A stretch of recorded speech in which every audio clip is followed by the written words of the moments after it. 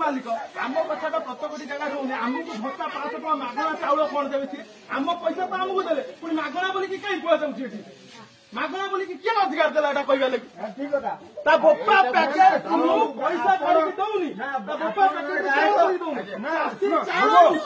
चासी चाउल दउनी को सरकार दउनी सरकार निजे चाष करके दउनी चासी 14,000 टका गोटे क्विंटाल पिछा धान रे नै कि पळुछन 14,000 टका क्विंटाल नै कि पळुछन मारिकी अरे देला कौन 5 टका मिली टंकी खा चाउल कौन दे पकेला 14,000 टका जोटी गोटे लोक 100 क्विंटाल धान बिकी तामे केते 14,000 मारिकी नेला तारी हिसाब आपण मध्य सरकार विरुद्ध रे एमिति गोटे बार्ता चलेबा दरकार आपण सेठी ना ना हमें कोइ ना हमें कोइ